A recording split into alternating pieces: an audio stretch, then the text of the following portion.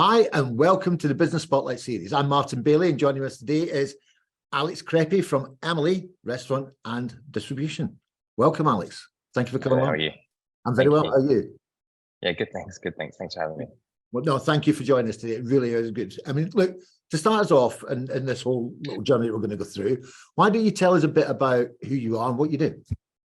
So I'm Alex. I've got a restaurant and a cafe called Amelie Restaurants, based in Cambridge. And then I've got Amelie Distribution, which is a wholesaler and intermediary company, which sells the bases that we also sell in the restaurants. So we specialize in a really thin crust base, about 1 millimeter thin, yeast-free, essentially called a skinny pizza base. Traditionally coming from the east of France, Alsace. It's called Flammekuche. So you may have seen it in the mountains when you're skiing, and as like an alpine pizza, but it's very thin, comes with creme fraiche, onions, bacon, cheese. And we brought that to the UK and opened consequently the restaurant, the cafe, which sells these pieces, seen a demand, and then other people are buying it from us as well. There Fantastic. So nobody else is distributing or serving this in the UK right now. It's just yourself. No, we are unique in every way. There are, I'm sure there's other ways of getting it, but we are the easiest form of getting it. Yeah. Okay. Great. Fantastic. So how long's your business been going now? So the restaurant we opened 2018, summer of 2018. The cafe we've taken residency and operate our business out of it as a residency for about literally a year, a week ago. Okay. And distribution we started this year. Ah, fantastic. Okay, so yeah, if you were to rewind the clock, say back to 2018 or even a year ago, and you went back to square one in the business, is there anything you would do differently now that you're this far down your journey? I mean, there's plenty of things I'd do differently. I think hindsight's beautiful when you open a business. I think looking back, the biggest factor for us is location. I think we went into a shopping mall with our first concept. We really wanted to launch a new concept, and we thought as a casual dining concept, suiting the masses, being in a commercial environment like a shopping mall would be fantastic. There was one called the Grafton in Cambridge where was going under refurbishment. They'd reinvested 30 million. At this time as well, in 2018, larger companies weren't really allowing smaller brands come in. It was always like the big brands. So we thought, we've got a great in and a great foot in the door to enter this commercial environment,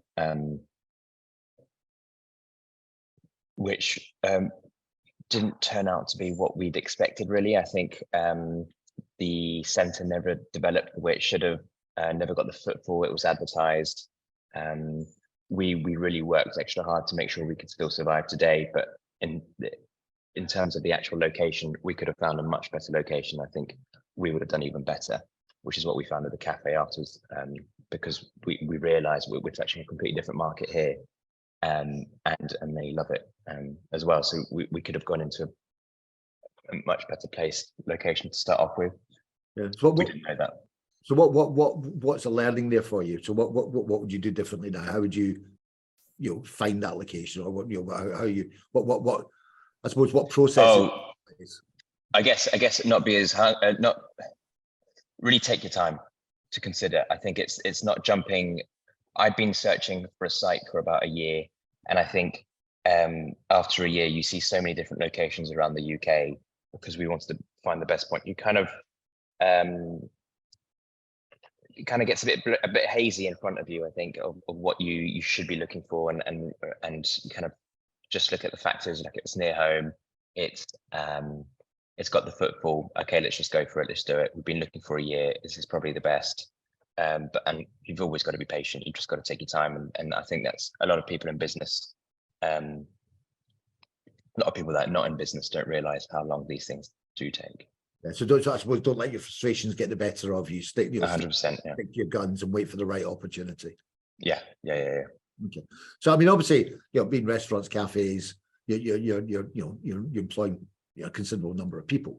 So What's been your biggest learning as an employer since you began in business? What sort of things have you learned, or what sort of things you come across and you thought, actually, I didn't know about this, or this has sort of caught me off by surprise? I guess it links in with the first question. Being patient with staff. I think coming from London in I'd say a more corporate hospitality role, it was extremely strict. It was black or white with me, and I didn't really have time for any nonsense. I think I was quite just a lot stricter, really. I didn't want to listen to anyone's problems, and I was working 80 hours a week. I got unwell personally from stress, and so for someone calling in sick or someone saying, oh no, actually I'd rather come in an hour later, just really I wasn't really ready for. I was like, okay, well no, you're gonna have to sort it out. Whereas now, completely the opposite. I think I'm a lot more laid back. I listen to their problems, super flexible. I employ a lot of part-timers as well. Cambridge is full of part-timers for the students, and they're extremely flexible, which allows me to be flexible.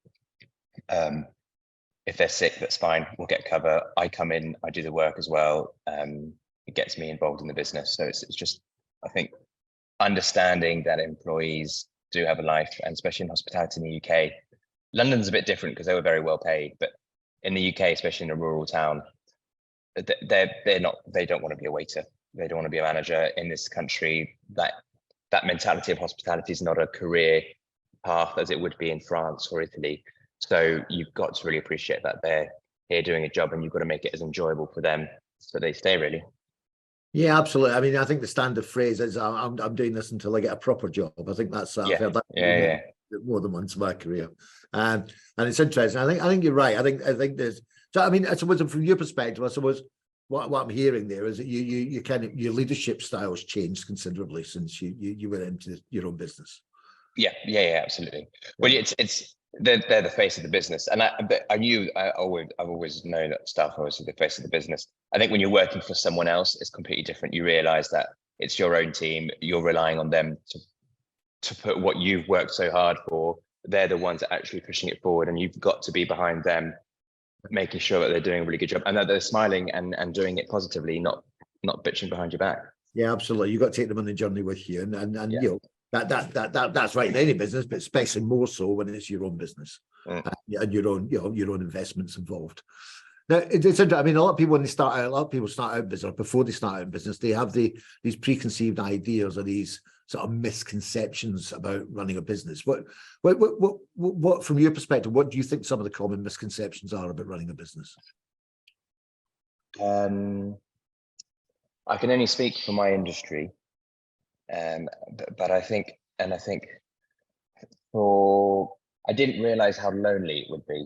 I think being an entrepreneur, especially in hospitality, where a lot of people, everyone in fact thinks, oh, you're always around people, you're surrounded by people, super easy to have a social life because you are the social life. It's not true at all, because you're the one working naturally. Weekends, busy every weekend. And there's so many problems that are going on in your head, so many, I'd say challenges, not problems, but you're always calculating something in your head. What can we do next? What can we work on? Oh, next week I'm short staffed, so I need to sort this out. Oh, hang on, I've got this delivery sorted. How we stock on stock, and you can delegate that as much as possible, but you've still got to be behind the staff and make sure that they're doing the right controls and they're doing the right monitoring. There's always something going on. It just, you're so in your own little bubble. It gets very lonely, and people that aren't in the same position as you don't understand.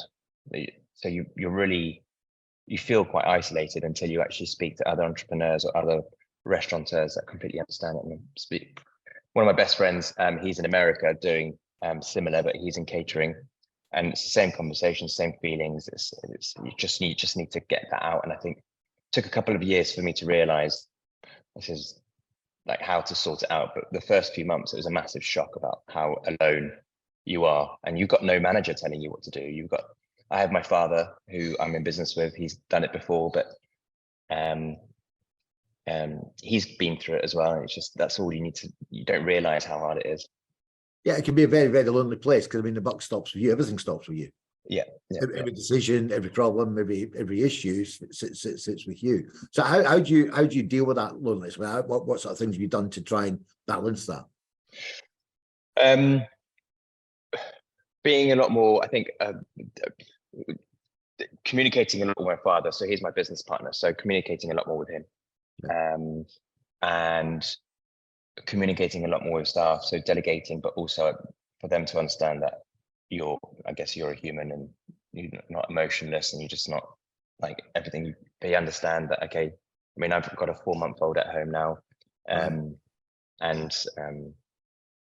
so they understand I've got my own things going on too. I think talking about it more, finding other entrepreneurs. I think the community of entrepreneurs, it's very hard to find one. I think this is great what you're doing, because people are, again, they're in their bubble, they're doing their thing, they're focused on their business. It ends up being your life because it is your life. And it's just finding other entrepreneurs, talking with them, and then you find out that actually everyone's in the same boat, really. It's an interesting. I mean, you for a month-year-old, I mean that itself brings challenges over and above running the business. So how do you then balance your personal life and the demands of running the business? Because obviously you've got the 4-month-year-old and your wife and there's they want part of your time. How do you balance that all out? Badly. Thank you for your honesty. I think Marie would say, I mean, it's difficult. I think I'm very fortunate. I'm getting a lot better.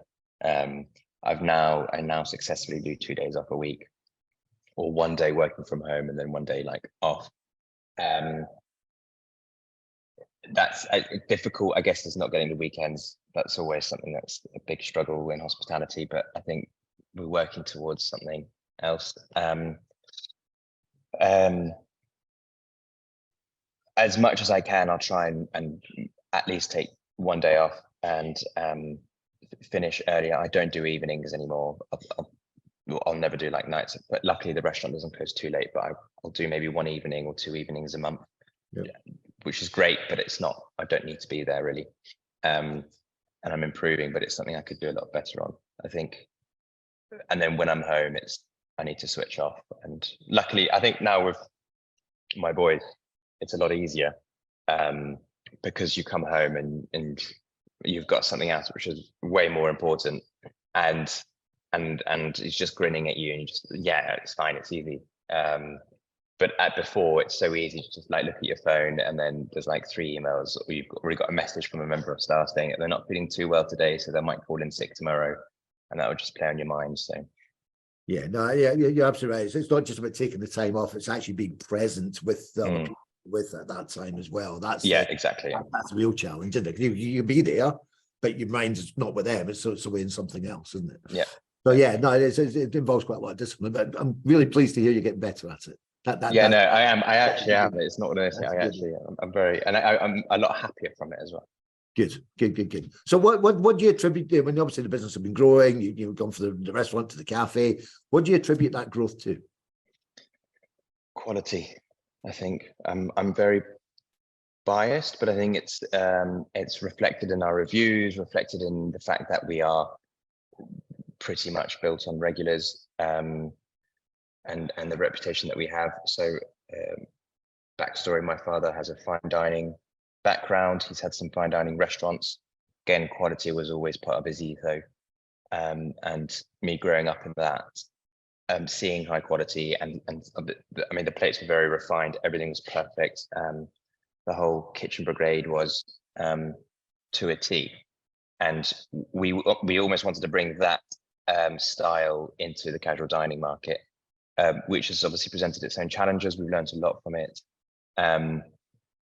But ultimately the quality will remain. Even the service, we want to give the same professionalism in service. I train all my staff. I mean, it's not hard just to do a few extra steps in the service. You can do that. You don't have to have any experience in hospitality, but those few extra steps, whether it's showing the customer to the table. I mean, our price point is about 12 to 14 pounds a head. It's very cheap. It's not a full service. I mean, it is a full service restaurant, but it's not like what you'd get where you're paying 40 or 50 pound a head. But showing the customer to the table, doing everything with a smile, serving things rightly. The lady gets served first. I mean, there's small little details, but it goes a long way. And the food as well. The reason why we picked the skinny pizza at Flemkush is because it's such a high quality product in itself. And we're really proud of that. Hence, that's the whole Amelie business model is based around these bases. Every ingredient we use has to be from like trusted sources, local, within this part of so East Anglia, and we really do work hard towards that.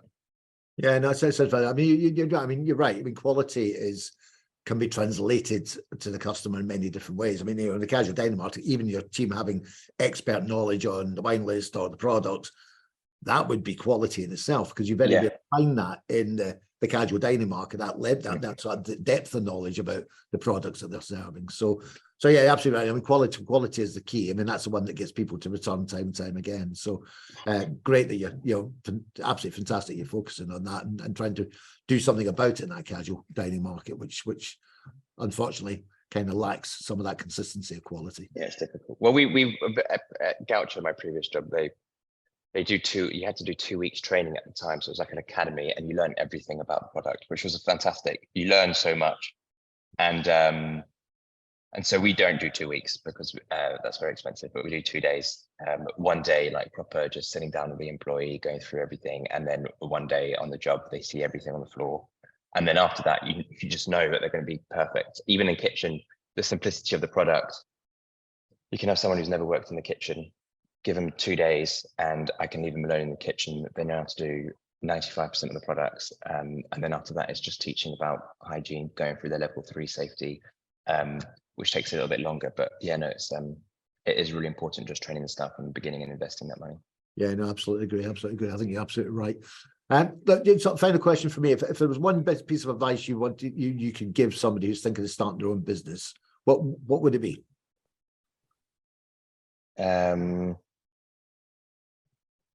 Be patient, I think, and that goes in many directions. Everyone, I think I can only assume that everyone you've interviewed or you've spoken to probably says there'll be good times and bad times, and the bad times feel like the worst, and you think, oh, this is the end, and then suddenly something, like literally every time you have a negative moment, shortly after there's something good that happens from it, and you've got to be patient. You've got to be on your feet, on your toes, because that good thing only comes because you've figured a solution. You may have not realized it, but you realize the solution, or you've seen a light at the end of the tunnel that's going in a different direction. You're like, oh, actually, let's exploit this, which is why we went into Amelie Distribution. Considering the way that things are going, we thought, actually, this is a real fantastic opportunity. Let's follow that trajectory. But ultimately, it's being patient. It's understanding that it's not going to happen overnight. I think we're now 5 years, 5 years in, 5.5. And you'd ask me on day one, where do you reckon you'll be in 5 years? I would have been like, I'd have 25 restaurants. I'd be on a boat. And you get punched in the face pretty quickly. And you realize, actually, no, you've got to really put your focus into the business and work hard at it, and it will eventually come. 100% will always come. You've just got to really persevere. Yeah, no, great finishing piece of advice. You're absolutely right. I mean, people do think, I'm going to open my business in 2 years' time, I'm going to have all this stuff, but to underestimate the amount of energy and passion and everything else that needs to go in just to get yourself through the first couple of years. Yeah, absolutely. Those are the crucial years. So it's a great piece of advice to finish on there, Alex. So look, I'm going to have to come through and visit the restaurant at some point. So please, please. I would love to. Let me know. Been really fantastic talking to you. What a really interesting story and an interesting concept you got. I think clearly some mileage there for you. But something new to the UK always likes something new. So big opportunity. And thanks for giving up your time. Cool. Thank you very much. I'll look forward to speaking to you again soon. Cheers. Take care. Yes, thanks.